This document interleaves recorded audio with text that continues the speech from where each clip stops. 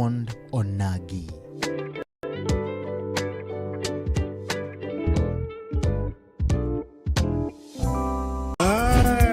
Chuny Onagi TV. Chuny Onagi TV. Adundo Jaluo. Wapuro wach. Kaka oganda. Watuak. Kaka jo ot achiel. En mbaka. Mar jodongo. Mbaka. Kod deye. Mbaka. Mar ojende, rowere kod nyithindo. Wanono weche mag siasa. dongruok kaluo. Weche mag ohala. Somo. Arita kwe. Pur. E kind mamoko. Wayudore e mbui kaka Facebook, TikTok, YouTube kod X at Chuny Onagi TV. Adundo Jaluo. Ma en Duond Onagi.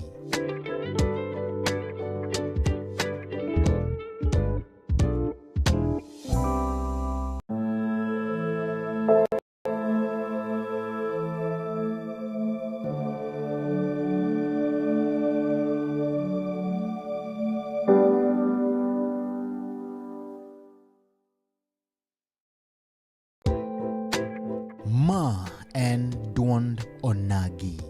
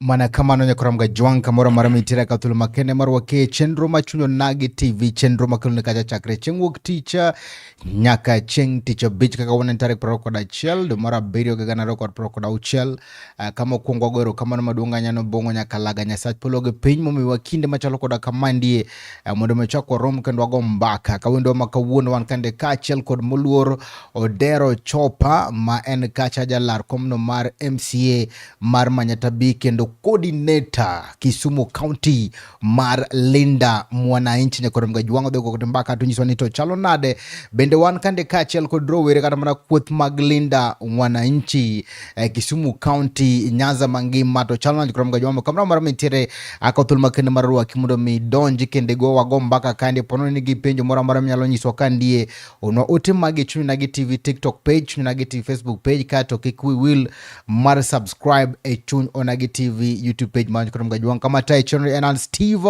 James aka Nyakwar Nyaronyi wanu wachako channel ya machalo kwa kamandi Mheshimiwa Odero Chopa Manyatabi 2027 Linda mwananchi coordinator Kisumu County businessman Irio nade Ario maber Steve James Osebudho osaka okinde kabisa osaka okinde ahinya en menyo koni gi koni ilal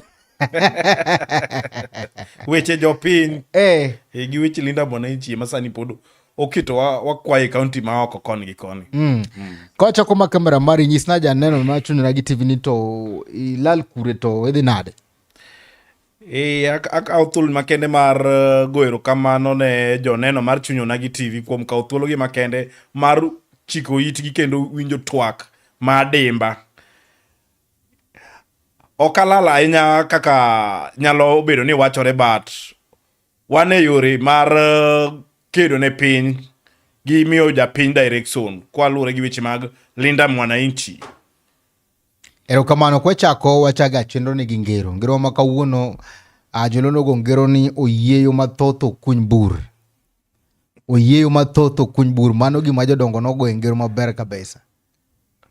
Nadiera makene oyieyo mathoth kuny bur En adiera maker ni ati bur kikunyo to oyi achiel ema kunyo ga bur. Then all of a sudden ka koro weche tek ngima tek. Dhano ni at crisis. To bur achiel mano kunygo oyi achiel no.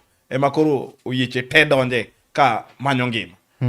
Mano ngero no chal gi girwa mar Linda Mwananchi. En adiera maker ni ati oganda luo sani kuom gi mokerot. To ineno ka our de facto party leader motelne moluor Bob Agri James Orengo governor Masaya County en achiel kuom ogirimiti magwa mosa yanga ya elela ni ati gi ikre mar kunyo burni ne oganda luo kendo en adiera makende ni bur magi kunyo ni dhi konyo oganda luo makum gi mokerot. Odero chopado ino ka gimite mowacho ne kata imbi na diri ni ok dwaruka. Steve James Steve James onge gimoro ok dwaro jomage mok dwaro. Jomage mok dwaro. Ka chako gima notimore kano Orengo biro lemo e kanisa kachacha. Nuneno ka itemo nyiso ni bwana kaen kar Linda kaen ka totam. Oganda ni broad base. Steve gima nyako yier ni ati sasa biro ka tulo nyaka uga matimu. Steve gima nyako yier ni ati gima ber. Nyaka bera gi pinga mize matintin. Gima ber madanoero. Nyakineka nigi pek matintin. Ada ka for example 205 ka wabiro gi gimiluongo ne ati Orange Democratic Movement. Jomoko no to e kore jomoko chungi no okwameyo. But eventually the Orange Democratic Movement in 205 kano bedo formed. No biro molos kregi maduong mano yengo piny. Wane ni 207, wadok wane ni 2013, nya wane ni 2017, nya wadok wane ni 2022. Nyiso ni kata mana gir jo piny mar Linda Mwananchi movement. Ma soon we are going to unveil it as a political party. En gima oganda luo as we speak today. Kitimo sampling mari en gima oganda luo oyiye godo. Tada ka uthulo ni mana aduo kikeda anyiso oganda wa. Ni gima nyotimre All Saint Cathedral nitie jowa moko ma jo Linda Tumbo. Madam maintain their status quo mar bondegi.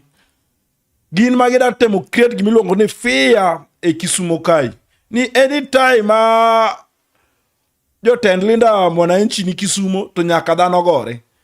One, osaka obor mokete dhogi. And you remember chien kucho ka moluor the People's Secretary General Bwana Senator Edwin Sifuna no wacho ni ati Ruto will fight by all means mondo onego ODM. And today as we speak osanego ODM gima sani odong motimo en ati koro ogonganisha wi jaluo gi wi jaluo negre ken gima pok nwaneno e piny Kenya kai kata e piny Uganda luo. Dongo una monego ODM.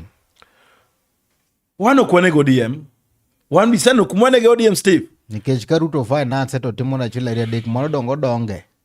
Steve okawo jo ODM obedo go kamoro achiel ere kako kethe. Steve nyi neno nyasi kata functions manye ODM nyotimo Kisumo kai. Nyi neno ka nyi chulo nyaka ji. Nyi neno ka iketo nyaka ji idho tingni gima pok notimre kane Raila Amolo Odinga ngima. To ere rachne. Steve ineno gima jo piny ohero. Raila ne wacho ni gima jo piny ohero kata mana nango kogol. Kata mana ogute mag ODM ok nogol. En not lando ga dichiel ni kiny an gi rally Kisumo. Kosa olando kada makodong 3 days an gi rally Kisumo. To japiny se mane mi odo chieng.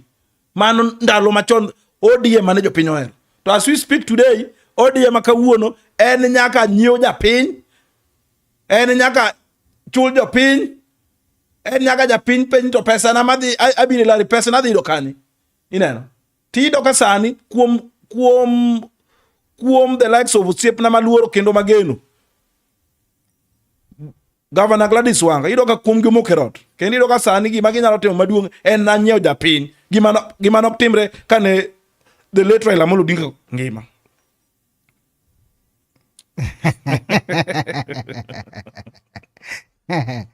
Wachaka ne pinje mana kwadhi mos kamandie. Nyiso ni to oganda mar Linda Mwananchi kwa chako Kisumu County. Bende un moromo bonya pongo lwedo. Steve ada nyisi ni ati debe ni okwan moromo dikoro jogi ok gore kodwa. Debe ni okwana force Dikoro ok ket jowuotwa moko ni miyo siling aboro otongla aboro. Sani jaluo inyalo mi siling 500 mondo obi disrupt rally mar jaluo wadgi. Debe ni ok warom. Debe ni waonge wave. Debe ni Linda Mwananchi ok los e weche ma konyo oganda. Debe ni Linda Mwananchi ok odonje e konde duto te mag oganda luo. Debe ni Linda Mwananchi ok winjre wat ong'er nyaka wuotho gik. Dikoro jogi onge kodwa. To big ni Linda Mwananchi kanye kuma spirit mara ila kodinga seche malose kodini nitiere. Big Linda Mwananchi ema japiny sani oyie godo nyaka koro jogi tim yore te mondo gikel go confrontation gi confusion. Gidwa create go the narrative ni Linda Mwananchi kudwa kaluo. Ne wanyiso gi ne wago mana rally adi achiel. Wabiro kaluo ka. Ne wago mana rally achiel Kisumo. Ne pod wadhi omufwa oko. Masani no kinja ODM. Steve kin winjo ka loso kendo kin ka wacho wechegi. Aja ODM faction Linda Mwananchi. Nwach kata mana party leader mara sani ma en James Bobagiroreng. Pod tiyo under umbrella mar ODM. Be mochamo usalari. Mani gik mo wacho momiyo nyine no kwa wuok oko wabire faction mar Linda Mwananchi kai. Wayudo ka mabwenyenye. Wayudo ka jogi osaka oboru kete dhoggi. Giwere gi duaro mar japiny. Remember ni ODM was formed on a social democracy. No better form mondo gore ne japiny. No better form mondo o defend dwach japiny. To kawuna we speak ODM makawuono benefit self individuals. Mane mino ka sani dhano are worried ni kata ODM ni. But gidhi timo proper nomination. Nwach favoritism wasaneno. Nyawanene kata mana Muroni. Kako yoni wak. Kiny godhiambo. Kata ana koyoni. Ochungo na wadgi. Dongo jito poko the nomination. Dong, but the writings are on the wall. The writings are on the wall. Dong santo ngato nyaka jinyaka yoga. Kacha go Odero chopa ichung kacha doro komno ma MCA ma manyata bi. Idwaro go tiko mane. Steve, gisani wane mrengo mar Linda Mwananchi and very soon nanyisi tie mpangilio ma wan godo ma wadhi unveil our political party. The biggest and the largest. Ma wakoyo Uganda luo duto te. Ni that is the Linda Mwananchi vehicle. E gari madhi kombo Uganda luo. Ene gari madhi kelo lokrok no Uganda luo. Omiyo jowa ma are frustrated gi activities matimre chama mar ODM. Wakwa ukendo wasayo ni ati kik chunyu tho wabiro gi alternative option kuma Raila Kodinga chunye yweyo godo seche ma ene burkai. Tiende ne gidare ODM. Steve, kiwinjo kaka awacho weche, anyiso jowa. I don't hear that straight. The other straight. Steve. Kecho oganda bende winji ka. Gina ma benda akiagi momiyo samoro jo Linda Mwananchi. Lurga wuyo direct. Gidhi mana ne Steve, an kaka Benard Odero chopa. Kaka Benard Odero chopa. Madhi bedo coordinator mar Linda Mwananchi Kisumu County. Wakwayo Uganda wakwayo Uganda luo duto te kwande duto te magintiere. Ni as we speak today, ODM mansani ntiyo ko en ODM a fight for their own interest. Koro ODM makawuono wantiyo ko en ODM manyalo defend their interest. ODM makawuono ok en ODM manyalo siemo wang' sirikal ka sirikal dhi marach. ODM makawuono ok en ODM manyalo kelo ukombozi ne Uganda luo. Mane me wawacho ni ati wan kaka Linda Mwananchi, we are the solution and we are the hope ne Uganda luo going forward into 2027. Omiyo konde duto magintiere wakwagi ni gichungi mara. Kendo wakwagi ni giwinj direction kowuok kuom de facto party leader James Bobagiroreng. Gikaw direction kowuok kuom our kingpin moluor Babu Owino. Gikaw direction kowuok kuom Millie Odhiambo. Gikaw direction kowuok kuom MP Mararieda. How do we call him? Yeah. MP Mararieda. Otiende Amolo. No jogo sani gine joma wacho weche ma nyalo konyo Uganda luo. Omiyo Uganda wanyaka koro bedi mara. Chama wabiro godo en chama madhi kelo ukombozi ne Uganda luo. Okwadhi bede a round table ki timo formation ma the next government ko oganda luo onge table no. Nitie gima pok apenji ka nitie mok pok idwoka. Iwacho ni dhi chung' kacha komno mar Manyata B MCA 2027. Idhi go tiko mane?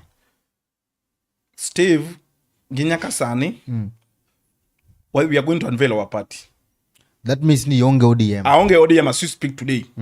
We are going to unveil our party. Ma Odero chopa jalinda mwananchi udhi kelo party mudhi laro godo komno. Iwacho kacha ni jog mabende gin frustrated ODM owuogo join linda mwananchi. ODM ka wacho ni ODM kawuono ken ODM ma fight for the interest of the common mwananchi. En ODM ma fight for the benefit of self individuals. En ODM ma ing'yo ere kaka nyalo muko. Ere gima ODM timo marach nwa ahinya. Mauneno ni samoro leadership mar ODM ok dinu maber. One, the kind of corruption ma sani timre e piny Kenya kai. ODM has been the front line. Ka kwedo wechegi. The kind of hooliganism and terror being caused by this rogue regime. ODM has been the front line. Ka kwedo. As we speak today, kata Woodluo onege gach PS mar youth affairs. Cecil. ODM pogo ko condemn. Mane miyo wan kone mo wantie kada wan kaka linda mwananchi. Pod wayuago ga to mar Raila Odinga. Ni Raila kada ber mane ati seche moko no dhi otanda achiel gi sirikal. To kane sirikal dhi marach, to Raila ne nyalo ga chungo koma kwedi ma wach ni no. Raila mano wacho no donje sirikal ni en kara embe no ko tiketo joluka maber. An Raila noko we sirikal. An Raila noko we sirikal. Broadbase ni biro nade? Broadbase no biro harakati mane okel ni Gen Z demonstrations to seche mane Gen Z demonstrations to Raila ne dwaro gimiluongo ni conducive environment. Raila ne dwaro stability of this nation. To in the process, emwa bedo gimiluongo ni broadbase. Tema no donate jowa moko kanyo mondo odhi stabilize this government. To in the process, ngama no donate? The people's president Raila Odinga, the late Raila Odinga. Ngama no donate? The late Raila Odinga. To notimo nango dak no pinga sirikal. Notimo mondo ingeni Raila all along no wacho ni Kenya is bigger than an individual. And that one osabira achiel kuom gik mwa unda kutigi Kenya is bigger than an individual.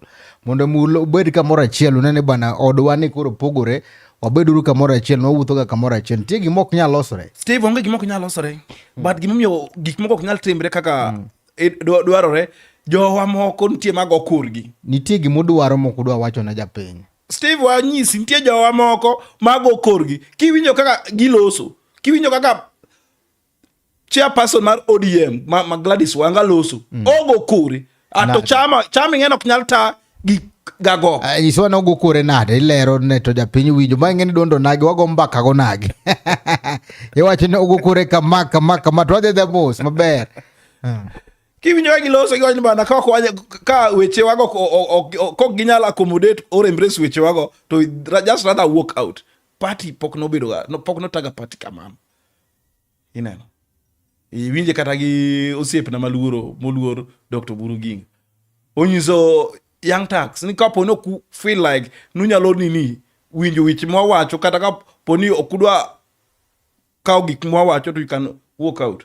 Raila always ndalo mane otayo chama mar ODM. Raila no orwako ga the divergent opinions. Kel pacha wabed piny wa move forward. Mane mi chama mar ODM no kawo yin 20 kapo nen strong. Steve. To by mane mi wawacho ni atwan kaka linda mwananchi. Warwako all like-minded. Warwako all the divergent opinions. Mondo wang'in to gari mar linda mwananchi ni. Ere kaka wanyalo stabilize mondo. Going forward in 2027, wabede round table ka wan gi ngufu. Odero chopa, mopogore gi bedo ker mar piny Kenya.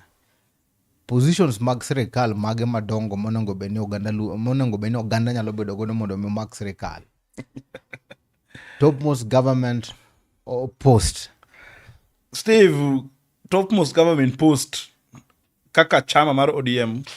O kaka chama, kaka sirikal. Kaka sirikal. Kada ministry madongo makara kwa wacho ni inyalo miu. One, achiel ko ministries madongo ma wan dwaer ni kata kapo ni wadhi bedi round table with the next government ma is going to be formed. Ministry mar public service. Kanye kumindike indike oganda duto ka oganda koganda. Mamano kapo ni inyalo kaw mamiwa to we are done. Ministry mar interior komotel negosiepo ma kendo mageno muluor PS nini Raymond Omolo. Maga chiel kuom ministries makapono miwa. Finance ene kuma itoko nego serikal. Ineno Steve. Kanye kuma itoko nego oganda koganda. Ineno. Koro nitie lemo moko madongo makomiwa to wan kaka oganda Luo wanyalo wacho ni we are done. But okobeda lemo. Sirikal imako gi lemedgi. President gi deputy president. Mane mi oletnwa wan kaka oganda Luo ni kawuono for the first time in history. What the election ma 2027. Odero chopa. Lemo mikwano godonga pa ne joluo momako gi. Joluo mako gi ka kero mi lemo mar Ministry of Interior. Jalue man kanyo. Wan gi finance. Jalue man kanyo. Wan gi wechego mag teko ma wandayo mako. Wan gi attorney general mabende ka gimoro amora mapok otimore sirikal nyaka keta muri kacha Jaluo ni kanyo. Wan ka gi PSS moko matindo gi bende Jaluo bende mako kanyo. Kara to udwara. Okiriambo.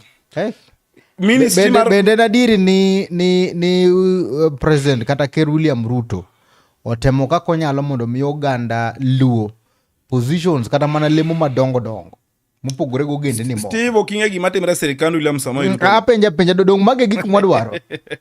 To mage gik mantie. Ineno kata mana osiepna moluoro pio nani John Mbadi Nyang. En minister mar finance but ngama nigi ngufu e ministry no NPS mare. Ineno. Osiepna mageno opio ndai en minister mar energy. Ngama nigi ngufu NPS. Ere ka kinyalo explain mano kech ngato nyalo wacho ni gimwacho ni propaganda. You prove nwa ni ere kaka PS ne bedo gi teko moinge. Steve nyo kata angoma okonyal timo mabende samoro jok ne. Steve nyi neno ka scandal wuok e ministry mar energy. Nyi no tim some kind of reshuffling. Ineno. To kani luo joma gini chalga yimo omieno. Nyi no ka ngeny gine gin joma ne chin gi PS. Ineno. Beno mule. Ineno. And one day as a minister mar energy kane beni en gi ngufu no nego beni ati all shots being ni mano hold that ministry. Ineno. Nyiso ni to ka ngato wacho ni samoro gigi notimore mondo mi ogete mondo mai lemo no. Steve je moko ma okwada donjo ne bindu okwada donjo na kwa anga wada donjo to wali sama joma soko serikali ai mano be gimo mo kaka Duond Onagi wanyisa japine ya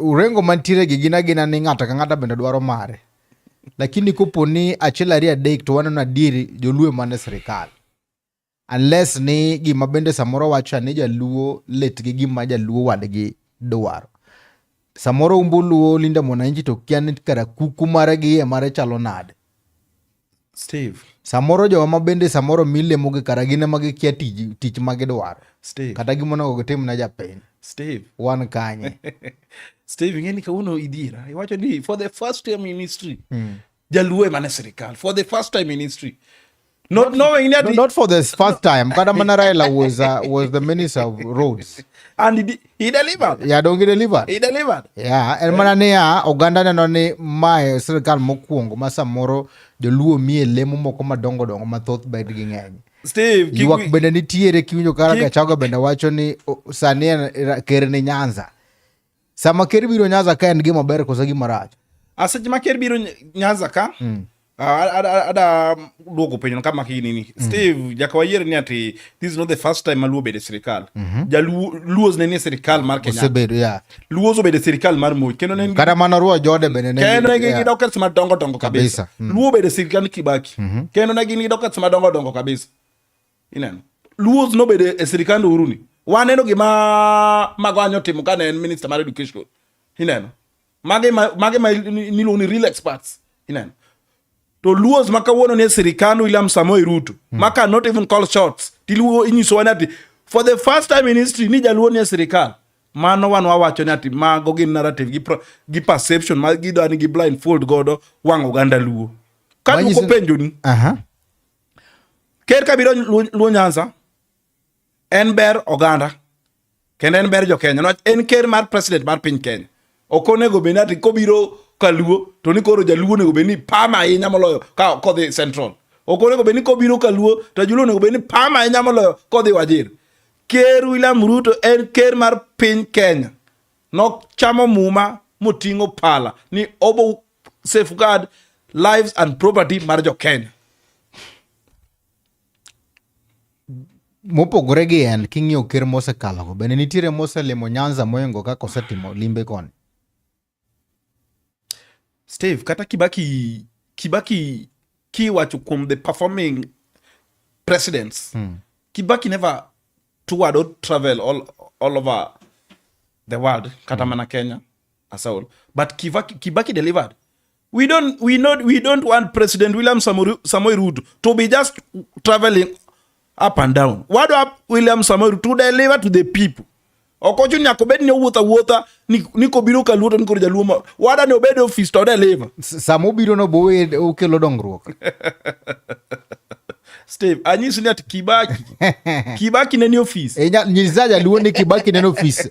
Dongruok no kata ber man okelo ne oganda luo nen mane. There's so many. Mopogore gi ma William Ruto samoro kelo ne oganda luo. Nikech ma e gima samoro tamo Onagi kata mana joluo moko ma bende samoro luo siasa ni to giluw kanya.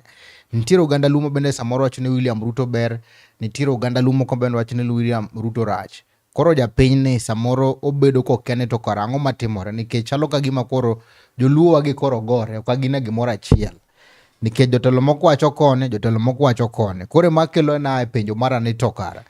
En ang'o ma odwaro kaka linda mwananchi? En ni ok udwar William Ruto nikech ok otimo ber, koso ok udwar William Ruto nikech joluo momitelo ni sirikal to gitine japiny? Wan kaka linda mwananchi ok ni okwadwa William Ruto. One personally, joma telo ge moko dwa, joluo ge mok ti, jotelo. Let me just respond to your question. One kaka linda mwananchi ok ni okwadwa William Samoei Ruto. In fact, we have respect for President of the Republic of Kenya. Pogruok mwapogre go kode en ati okodeliver ne oganda jo Kenya. Kaka no owache manifesto mare, kaka no wacho kanu campaign. Wayudo ni gik mano wacho kanu campaign te 3/4 of them okotimiza. Mane mi wawacho ni ati make mana gi kanyo wadhi break matin kang waduogo to wadhi lero kach kurom ga juang wan kande ka achiel kod luongo no Odero chopa amulur Odero chopa man ka chajalar komno mar Amanyata B ka achiel kod bende yodhi bedo kacha coordinator malinda mwananchi badeno ma Kisumu County.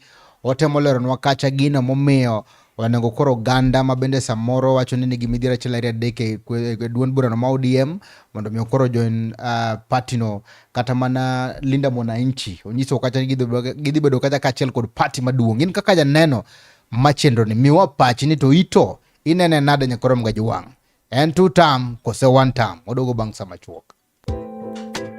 Ma en Duond Onagi.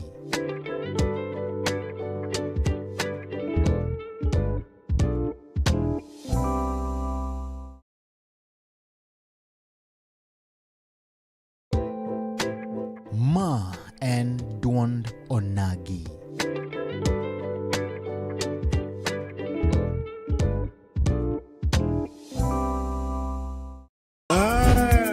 Chuny Onagi TV. Chuny Onagi TV. Adundo Jaluo. Wapuro wach. Kaka oganda. Watwak. Kaka joot achiel. En mbaka. Mar jodongo. Mbaka. Kod deye. Mbaka. Mar ojende, rowere kod nyithindo. Wanono weche mag siasa. dongruok kaluo. Weche mag ohala. Somo. Arita kwe. Pur. E kind mamoko. Wayudore e mbui kaka Facebook, TikTok, YouTube kod X at Chuny Onagi TV. Adundo Jaluo.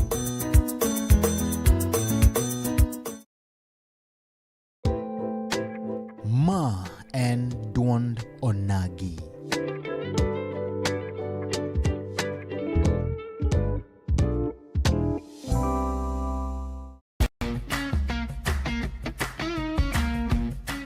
Looking for furniture that speaks comfort, style, and strength? Welcome to Kolweny Furniture's Kisumu, where quality meets affordability. From elegant sofas to strong beds, stylish tables to modern cabinets, we've got the best furniture to turn your house into a home. Enjoy great prices, long-lasting durability, and reliable delivery services right to your doorstep. Why settle for less when you can have the best? Visit Kolweny Furniture's Kisumu today. Call us now on 0716-520-294. Kolweny Furniture's Kisumu. Built to last, price to please. Ma and Duond Onagi.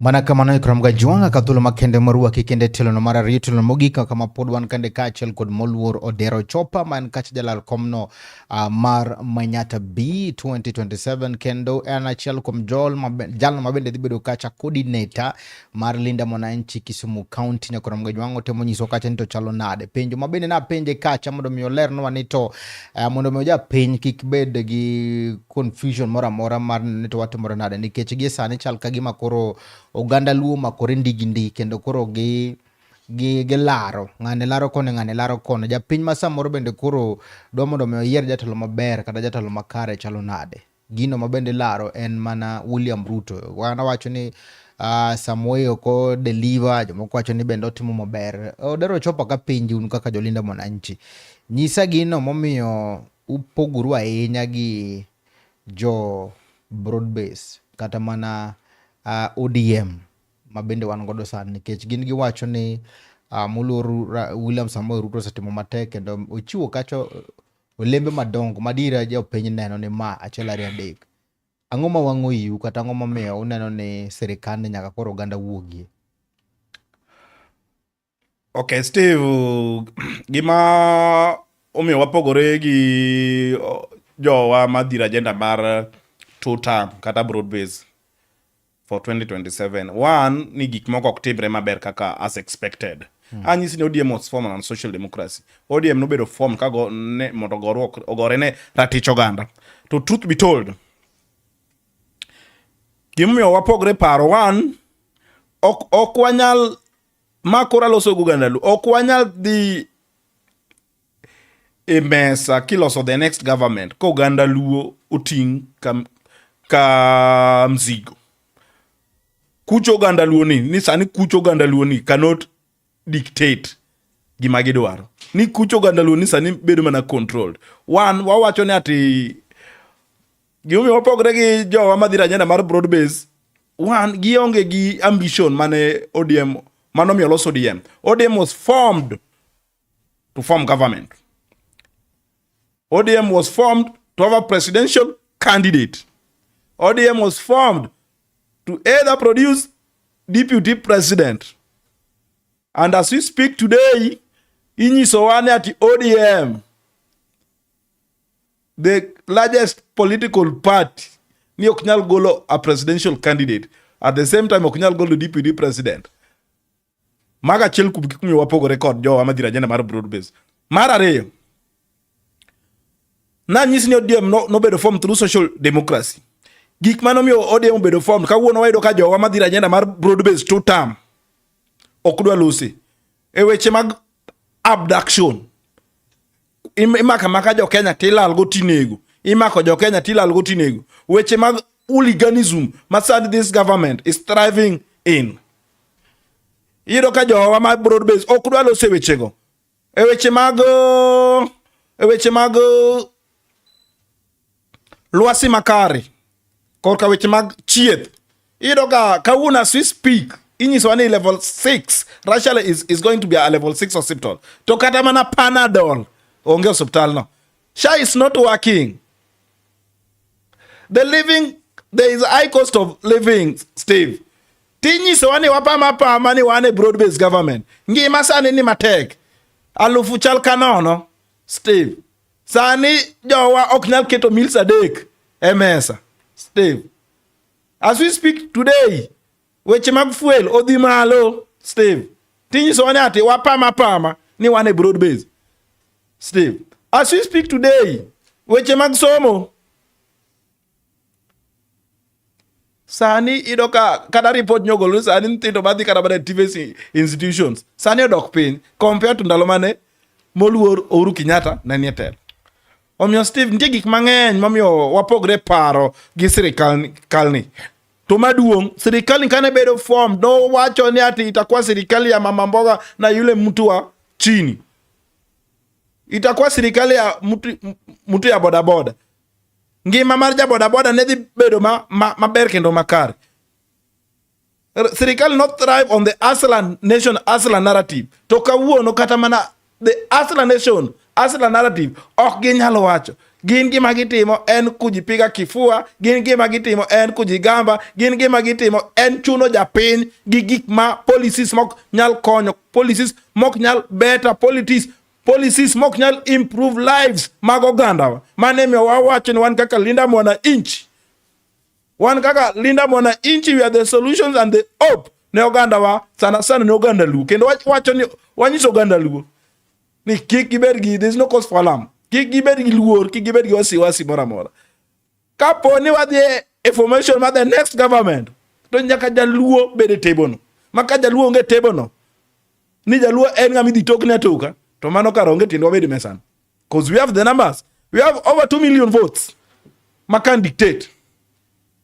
Erokamano. Wacho kacha ni achiel kuom gigo mabende samoro okusir godo duond burano ma ODM.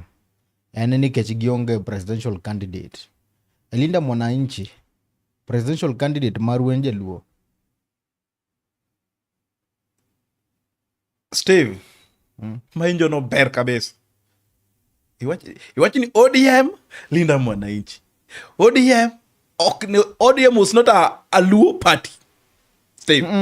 Aduoki. ODM kind of made a form, ODM was not a Luo party. Mane miyo nyi doka ODM nigi branches coast, ODM nigi branches mage, western ODM nigi branches mage, eastern ODM nigi branches mage, nyaka Narok. ODM. Mapenyi nito Linda Mwananchi, presidential candidate marwa en jaluo. Linda Mwananchi is not a movement for the Luo nation only. But it is a movement makelo all collective individuals, all like-minded individuals together. Manyalo better loko ngima jo Kenya. Manimyo anyisi ni Linda Mwananchi our presidential candidate as per now. Ma idhi timne full endorsement.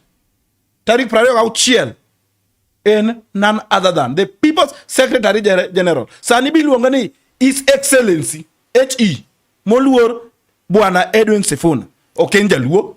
ODM bendo ken chama ma joluo. ODM en national chama. To kibiro ka luo ka, to gitemo mondo miyo gibed kamoro achiel kaka oganda. Mana kaka ineno sani koro dhoudi kata mana kabila ka kabila temo mondo miyo gibed kamoro achiel gimakre kaka oganda mondo miyo giwuoth kanyakla. To kaka nene wacho ni tiende ni uno kudwa mondo makru kaka joluo, uye mondo miyo uter ng'at machielo moken jaluo. Oken kaka inene kamano. Mak mana mondo muwe ODM. Oken mana kaka inene kamano, Steve. Oken kaka nene kamano to kara nyiso ni to Linda Mwananchi maru formation maru chalo nade joluo nigi lemo mane kanyo. Linda Mwananchi movement formation mare king'iyo leadership mare mokwongo king'iyo leadership structure mare otelne gi jaluma en moluor the de facto party leader James Bob Agre Orengo mok dwar miwacho ni ok en presidential candidate ineno Steve manyiso ni gimoro kotimore ni ponono nodhi tembe nyalo gwe mana oko ok nyal gwe oko en structure full structure mar formation mar Linda Mwananchi koro un kaka joluo mane Linda Mwananchi un wacho ni afadhali utere ng'ama chielo lakini ok ng'ama ODM pako. Steve igeni penja ni ati afadhali water ng'ama chielo ok water ng'ama chielo watero ng'ama nyalo better the lives mar ogandawa watero ng'ama nyalo better and improve the lives mag Kenyans to riwruok mar oganda luo ne to weka to ODM sani ok en ODM mane wa expect kendo ODM makawuono en ODM making'e kata mana en responsibility mar ng'a mondo mi oriwe kamoro achiel. ODM ingeni nyanyisi kinyo structure mar ODM kawuono ok en ODM mane fight for social democracy mar japiny nyalo chien kucho nyalo sukaga secretary mar ODM Kisumu East constituency chien kucho kawuono aloso kaka coordinator mar Linda Mwananchi Kisumu county. Isedo wakanyo wacho kacha weche mag SHA ise register SHA asa register SHA to ang'o minyiso jomoko mondo kikawe gimoro kano biro nonyiso ni en gima ber Kenyans registered and I believe so many Kenyans have registered for it but truth be told kaki dhia hospital systems are not working chuno gi nyaka koro gidonj deep into their pockets monde ka Odero chopa monde ka wewe ise register SHA Steve mane vyanyisi ni ati chuno mwananchi wa kawaida yeri sadi wanwanjo mwananchi chuno mwananchi wa kawaida mondo donjo ofuk gi eka give some services ineno to during koro ini ngi SHA ini se register wewe nyisi during the launching of SHA ninyisi wanati all the services will be catered for by SHA Social Insurance Authority. Steve ama timre serikali nango serikali oketo ja Kenya gi propaganda gi PR koro gisa mawuono nyalo nyiso ja Kenya mondo mi register SHA koso kiko register any good policy manyalo konyo ja Kenya and personal system mag governance kata mag government iran gi good policies any good policy manyalo konyo ja Kenya mondo ja Kenya yudo services okanyal kwero ja Kenya mondo kik timro kodade kik register and remember koro inyalo nyiso ja Kenya nade origi iwacho no kuti koro tireni onge tine mondo me adhi register kosa register to anyisi ni any good policy manyalo konyo ja Kenya manyalo beta ngima ja Kenya kaka sirikal iran gi good policies to sirikal mar William Samoei Ruto to onge the best policies. Is SHA one of the best policies so is not good? It is not good. Koro kik ja piny register SHA okochuno ka okoti to kochuno ok ka okoti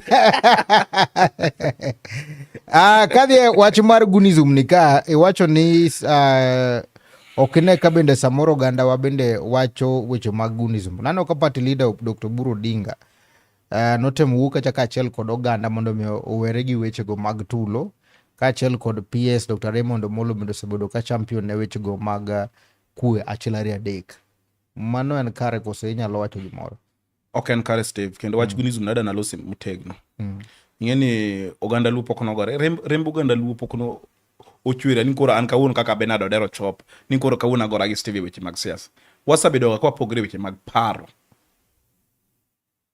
kisiasa no aneno ka osiepwa ma the late Dalmas Otieno no biro gi chama mar Kalausi onge jaluma no wuk ni koro dhi gore gi Dalmas Otieno no aneno ka osiepwa moluor Rafael Tuju no biro gi party mar Power no kwano ka jaluo wuk ni koro dhi gore gi Rafael Tuju stay waneno ka osiepwa moluongo nini MP ma Ogenya David Ochieng nyo biro ka gi party mar MDG Movement for Democratic Growth nyo kwano ka jowa wuok dhi gore gi David Ochieng in fact nombie conducive environment to macha Raila na ngima modhi mo campaign Siaya County gunism ni ang'o makele odhi mo campaign Siaya County odhi mo campaign Siaya County. Modhi mo campaign Siaya County. Modhi mo campaign Siaya County. Modhi mo campaign Siaya County. Modhi mo campaign Siaya County. Modhi mo campaign Siaya County. Moido kom Kisumu East wakai kara ilangima nyawan no ka Shakil campaign as an independent candidate be onge ngama wuok ni dhi gore gi jogi ous policy mare jodi ema ous policy margi the best candidate man gi good policies o carry the day, and that is what has been happening. To kawuono ni magi wawacho an kaka Benard Odero chop wawacho gi the back stops with Woodwa mwageno kendo mwaer moluor PS Raymond Omolo. Okotim tije yo makare. Okotim tije yo makare. Gimi wacho kama Steve. E Kisumu ka Java kacha. Emineno ka igoyo otsotsi on a broad daylight. Kendi itingo pala ka CCTVs menyo koni gi koni. Kida chwoy. Yet systems magi security apparatus are in place. Donge no mak jogo. And who bailed them? Who paid for their bail 1 million? Gun ma onge kata mana out dala. Nyo ano ka selsiloto. Onge kata mana out dala. Who paid for their 1 million bail? Each and every one of them. Steve. Mage gik momio nyaka koro. We call a spade. Kapo ni wadwaro ni atimo do Kisumu o yode investors cause Kisumu ta anyang nyongo sa kete a level mar Europe. To gik matimbre manyo timbre kata mana All Saints Cathedral. Steve. Imio jaluo siling 500 timi ya ser, timi ya bet, timi ya rungu. Ni di nek jaluo wadu. Kendo giwinjo ka gi chant kendo gi wacho ni ati kawuono wanego gi. Aragati magi wacho kamano wan kanisa. Wabiro lemo to wabiro bedo dongruok mar kanisa. Okelo rambi. Ineno. Magi gin gik manyaka wawuog oko mondo wawachi because we know them. Ma joluo wetegi ema thuo joluo wetegi. Joluo ture kendgi. And remember, Orengo no wacho ni ati Ruto is in a scheme to divide the Luo nation. And he has succeeded in dividing the Luo nation. And today, Ruto kuma Ruto bete, omor kendo obonje kendo nyiero. Faction mar Ruto ema facilitate gunizu matimre Kisumu. We know them. We know them by names. Inya wacha. Steve. We know them by names. And we know the Edubun Kisumu County. We know the Sanika wuono ja Kisumu knyal bedo gi lwasi mar bago chokruok mar siasa. Ka jogo pokor mondo disrupt functions mari. Mane Kenya moda the 2027. Ma jogi nigi jotendgi.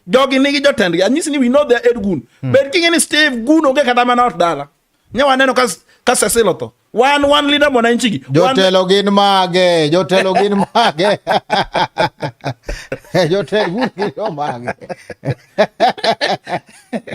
Steve, one leader mwananchi gi. Be one be mapodwa thi jogo ne nyakarambi. To be apenji kech imbe kaka citizen, it's also what your responsibility mondo mi kony police kata mana tema peda bendi se wacho ni achela rede ka chech mwache guge na achela rede.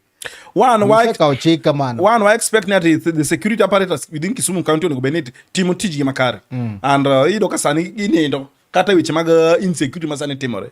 Insecurity omedore gi weche mag ni security apparatus ma Kisumu County oninde tiji koro the gunizum gi jokuoe okaw advantage koro gi thrive by kelo insecurity Kisumu County. Erokamano we ang'iane ni to jopiny wacho ka nyango njukrom ga jwang. Erokamano donga nyama Duond Onagi akautul makene mondo me soma ne ute mari ponono ni netwakandi waregombo mondo wawinya ni to ito kaka Wuot Onagi kata mana Wuod Onagi kata mana Nya Onagi gino mabende samoro sebedo katimore kandi pachi en mane nyalo miyo kacha pachi mondo mwane ni to dhi nade. Wan ka gilungo ne Prince Emeka Wuod Nyaramba wacho ni Kisumu ka empowerments mag president waseneno mang'eny pesa mogolo sana.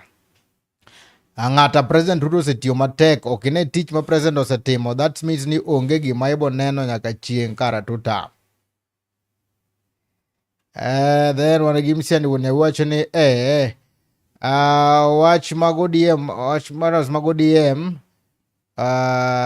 the wacho ni ka okibedo gutiko maru DM to kidhi ka okomno mar MCA manyatabi.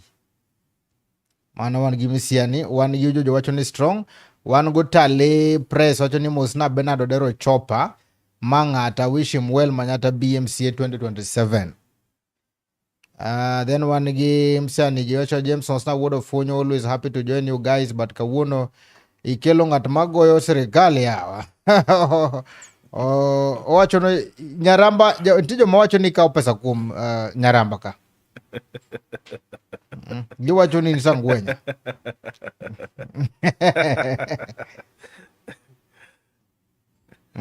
Kinyalo dwoko any reaction? Ada goero kaba ne osip na kendo jawinjo mar Duond Onagi TV moluor jafwambo iluongo ni Otale Press. Gin e jomong'e kuma piny dhiye.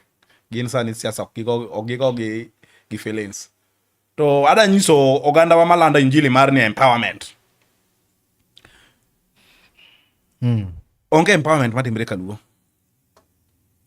Onge empowerment in the name of Arambe mikelo kaluo ma en long lasting. Gime wacho kamae. Nya waneno ka nyo giwuondre ni gikelo empowerment ne joboda boda. Maka wa short lived empowerment. Giwuondre ni gikelo empowerment ne Kisumu bunge la wananchi. Maka wa short lived empowerment. Gime wacho kamae. Going you got a structure mar bunge la wananchi Kisumu County. Even some individuals say many koro work benefit themselves give pesa mano goal in the quote ni Kisumu bunge la wananchi empowerment. Odero chopa dong no miuka chagari. Mo nyaka uti affordable housing kacha na anadhi maneno kuka uti affordable housing kacha. No nyaka gusi pia dede sheshe. Steve ada nyisi dati adede sese gire makoro yuwak mkendo gi wachna ti Odero ine mainga voice of the voiceless. Gigi nyalo wacho. Odero adede yuwak nade to noka ot kacha. Gine magi yuwak malich ma kata mana weche mag gari ma iwinjo gi. Maka wa just PR. Gine jomoluok e weche makoro bunge la wananchi Kisumu bunge la wananchi basni. Gari no dok. Gari konyo some individuals. Nyaka ng'ata moro madhi PM godo to integrity mar is questionable. Inan. Mane me waj ni wech kata mana weche mag affordable go. No nyisi gina ti idhi migi ute. No nyisi gini ikel percentage makama. Nya timo research mara kata mana percentage mano nyisi gini gikel no pok gikel. Nyiso ni kata ute ka ok gidhi yudo. Pitching to nogore, perception obedo created, narrative of the ground, nyati gin giyudo ute. Steve. Mage empowerment mwadwaro. The empowerment long live or short lived. Adhi manyo sheshe. Adhi manyo sheshe. Mane mi wawacho ni ati oganda lunya. Bwana joka no yudo ot bwana. Na wana natimo story no. Steve. Ojango tosha no luonga ma dhi ma neno kage sign bwana. Wiwacha ngo bwana. Steve anyisi nitie percentage. Geni ma wana yamo. Wana yamo keni ngeni Odero chopo eno kolos galosa no losu. Magi chodhie news bwana. Do anyisi gi create perception. Ja piny ma kawaida ngina di. Ne ya serikal no chulo na gi pesa moro kacha mar mako ute jo bunge wananchi man wan godo kacha cha nitiere mon gi chuo mano dhi kacha maka sembo ka. Mwago picha kendo ka register imiyo gi udi. Adede ka mare joko ka magi. Gisu mono meno gidonji. Kisumu bunge la Kisumu biro kae wacho ni jogo noko ka ute. Kisumu bunge la wananchi nigi structure. Anyalo para kwa form the structure mar Kisumu bunge la wananchi. Ne wan go siep na moluor Obungo Wich. Ene mane by then en president mar bunge la wananchi Kenya caucus. Inen. To cartels no dio donje e gini. Mane mi no kan Obungo giribe o sideline themselves o we gino. Inen. King yo beneficiaries ma Kisumu bunge la wananchi ok gikal dana beach. To ne gitio gi structure mar bunge la wananchi Kisumu county mangima. An agima ma interest in affordable housing. Ne giyudo ot koso no ka giyudo. Maka lungu ni wild goose chase. Maka hot air. To gik mana gisan ka. Hot air. Steve. Ikia serikali ni chairman bunge la wananchi nyango tosha unge ot kanyo kuro. Maka hot air. Macha koloni hot air. Kata ino ke yodo. Kata an mina nani. Ate makora yuago deyo ma tamre ginon. Oluoka e bas. Oluoka nyake ot. Structure maru ate moti godo. In the name of ni Kisumu empowerment bunge la wananchi. Jogo kawuono ok nyal wuotho na Broad Daylight kaka Odero chopa wuotho ni. Jogo gin joma wuotho kapondo. Onyango tosa wuotho kapondo ok nyal kata biro manyate e function. Nango. Onyango tosha no ko chiwo basari achela ria deka ma his integrity is questionable. Steve ing'eno kinyal tiyo gi nyingo galamoro ni ati ikelo negi gik moko to in real sense ne benefit. Mani in kata piny ok mor kodi. And what is that? That's what boda miwacho ne ok otim negi empowerment. Kano tim kacha empowerment ma an awuon adhi no kaja gopo gambo ni okacha gari mokelo ne jo boda sector ma boda. Manyaka pesa moro be negi chiwe basis. Pesa negi chiwe basis 1,100. Mano ken empowerment. Ina gi information bana kaka wabon gi information. Making any analoso kaka ja boda mama nyata. To apenji karambe ogolo pesa. Nikech gima ne gitimo kata ka ni business ne golo siling 10,000. Yeah. To after empowerment kano se team to chairman Dako Bogambo golo ne gi siling 100,000 base ka base. Apart from mano gichagi dhi ng'iewo gari Nissan mabende koro mar base. Kinde ne empowerment mane midwaro. Ina no Steve koroka okadalo se nini no aja boda mama nyatabi. Kenda aja boda man is a registered Manyata bi boda sa. No kichamo 100,000. Ok no kachamo weche mag boda to kada donje madip ahinya no nitie some limelight mano manyiso ni kanyo to ne gitem. Kanyo ne ineno leadership mar Jacob Ogambo. To en leadership ma transparent. Kendo I believe ni Jacob Ogambo kapono mithuolo to bo transform system mar boda structure Kisumu County. Challenge mane obedo godo seche mano loso weche mag arambegi. Jowa ma josiasa moko no dhi odonje. Ma pesa no kochwer kaka no expect. But not time give a little man yudo. Remember all the structures mar boda be sakos Kisumu County no yudo pesa 100,000. Asani bende kene no jo broad base government bukara jo ODM bende gimbe gichako gitimo empowerment ne jowa. Nyocho anano gitimo ne mine ka junedo timo Migori kacha wangabe timo mare kacha. Mano kene empowerment maber. Steve we lenda utimo man. Steve wanyisi. Iwacho ni ati en empowerment. Nyo wuondo waka ni ikelo ne Kisumu business community empowerment. Kendo nyo anno ka gibiro gi pesa. Kendo ne gigo arambe. Bingeni mwananchi jawala ma kawaida kata kidhi timo research mari Kibuye. Tipo ni jawala ma kawaida ok no yudo pesa. Grube mag jowala ma Kisumo ng'eny gi pesa no no timro konad ok ne giyudo. Magi mi wawacho ni gik ma giwuotho ka gilondo go piny kone gi kone ni empowerment. Gigi gin gimiluongo ni short lived. Onengo gitim na. Wadwaro gimiluongo ni long term solution to jowa. En mane? Steve. For example en mane? Long term no en mane? Gikel tije. Jalwen ngama ni puonjo kaka imako rech. Jaluok en ngama ni kawo rech timiyo. Gima sani jowa ma jo broadbase malandi njili mar broadbase timogi. Nyithindo motimo kacha tiegruok mag lwedo sani tiyo kacha utego mag affordable housing. Reru gero kacha cha osechak losi. Ukel kacha tije bura. Kilo tije mag. Steve.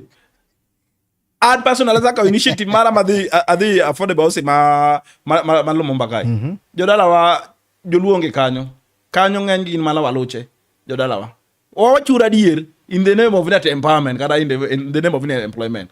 Joluo matimo tije mag masonry, tije mag plumbing, tije mag fittings onge affordable housing kata mana ma Kisumo. Nan ka gi jotend Rotary kata ma iluongo ni Onyando mochung' ne nyithindo te ma Rotary kuonde gite nonyisa ni affordable housing no semiyo gi chances kendo nyithindo mabende puonjre tiegruok ma iloso lwedogo thothgi ni kacha. Kendo nan kode kaka wacho ugoro kamano mudo ng'anya ka sirkal osetimo negi maber. To in iwacho ka ni waluche mang'eny. Steve yede okwalosa iwacho ni 70% mar katiba wacho ni any employment kata any dongruok mabiro nego bed ati konyo gandau. To kido ka 70% doko bedo met. Nitie joluo madhi kacha, nitie jomose riembe mosedhi temo moriembe. Steve, no kalusa nyisi nati nitie jomose temo moriembe. So many of them. And remember, awinjo kiwacho weche mag long term solutions. Jowa be lande njili mar broad base. I believe an kaka Benard Odero chop. Kade bedi ati Ruto was genuine to support and bring development to the Luo nation. Kikomi no nego beni o elevate. No nego beno chiero Kikomi. Steve, be usa chiero Kikomi. Nanaga gi jatend jatelo mochung' ne weche mag commerce iluongo ni Dr. Israel Agina. Steve, nonyisa ni Kikomi nousi kata ka Ruto pok odonjo e telo. Steve, koro kwanya blame. Steve, jowala ni njili mar broad base. Inwano ka Kikomi ndiko jo ndalo machon. Koro Kikomi giketo kacha structure moro iluongo ni Kisumu Poly kacha. Ma bende koro the plan kaka nowacho ne gidhi karo neno ne opedho cotton mang'eny mondo jopuonjre kacho timachilari adek, but Kikomi to onge. Kalore gi jatend komas ma Kisumu County, Dr. Israel Agena. Nowacho ni gino nousi. Kata Karuto pok odonjo telo. Tinde ne okunya blame gik mabende sirikande manokalo koko. Nyiso ni ati wan kaka Linda Mwananchi gionge gi solution to our people. Apart from Kikomi, you have so many companies ma sani timo nono motho. We have Sony Sugar. Sony Sugar is not working to the perfection man be not here. We have Chemelil. We have Miwani, Steve. Otimo negi privatization. Steve. Sani nanka gija we have Kibos. Nange ineno penjo miwacho no, nanka gi iluongo ni Habil Nyasona. MCA Masongo kacha mabende puro niang. Na penjo ni to sanodhe na sane to wawinjo maber. Chakre kembe mag niang ne kete lwet ji giwegi. Ruto kelo lokruok kanyo. Maber. Aya kembe miwacho ni chier giero waneno ka SGR biro kacho. Kidhi ports kacha giwacho ni kanya achiel ariyo adek. Ka watieko nikech koro bana kodhi tieko. Nyisa gino mabende samoro William Ruto osetimo achiel mamori. Steve, Iwacho ni coins as both sides. Simba gi picha. Gima William Ruto satimo mamora one. Steve, gima William Ruto satimo mam nyalo moran kaka Benard Odero chopo. No olusi weche mag affordable. One no at least or uplift faces mag towns. Man is a plus. No watch no olusi weche mag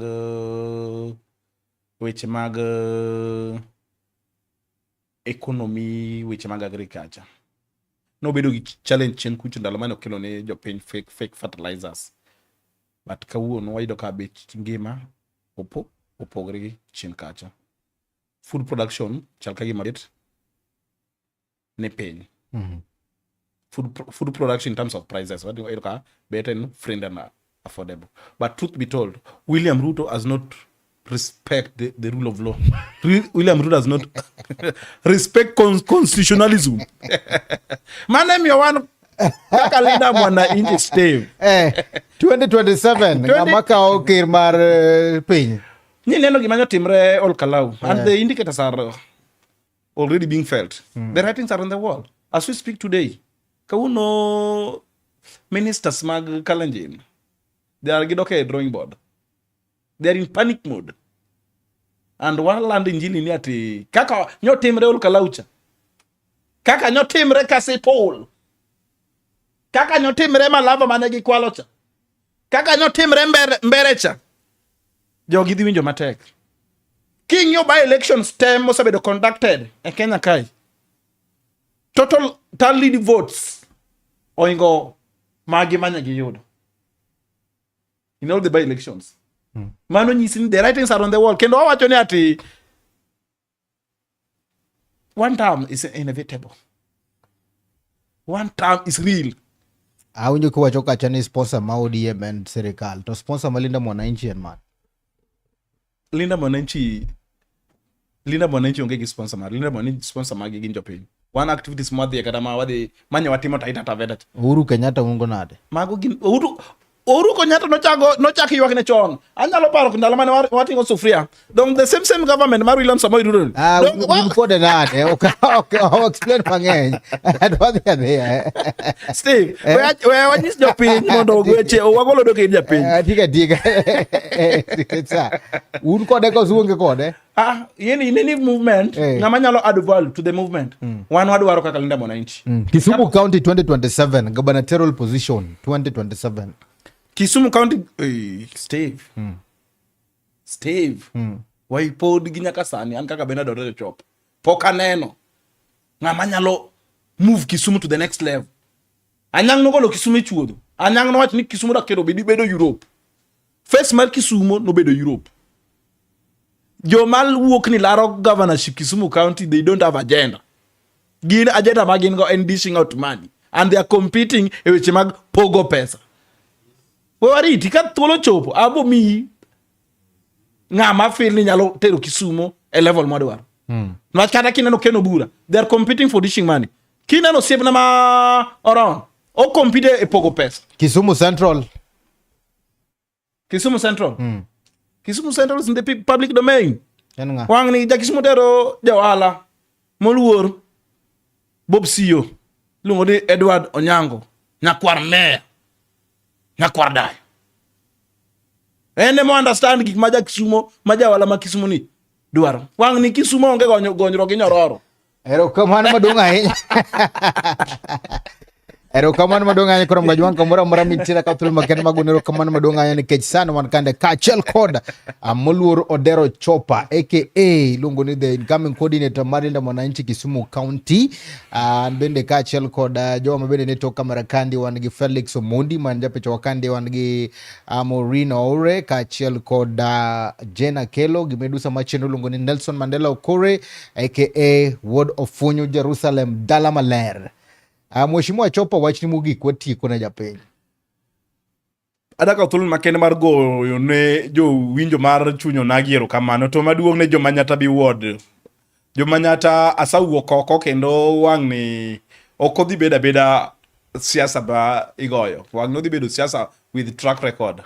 Akwa umed mana lamona to maduong' joma chungo te manyata bi onge agenda. Gin joma gin clueless, manifestoless, gin radarless. Gima kuau ka uri mara kik nyiew gi pesa. Cause Manyata, we need to build Manyata all together. Hashtag Manyata nyaka wager. Erokamano maduong' ahinya kuom Gajwang'. Erokamano wagero kamano Odero Chopa. Wageno nwadhi bedo kaachiel kendo kodi kwa loso kacha wechego mag mbele kandi mondo mechak watwagi kaachiel kod japiny kuom Gajwang'. Gero ma kawuono ne en ni oyieyo mang'eny okuny bur.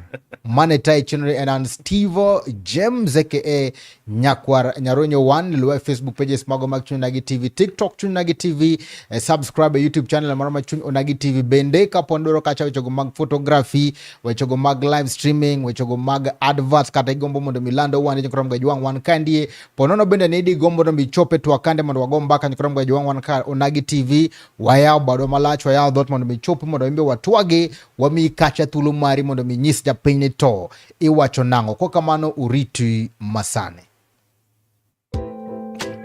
Ma and Duond Onagi.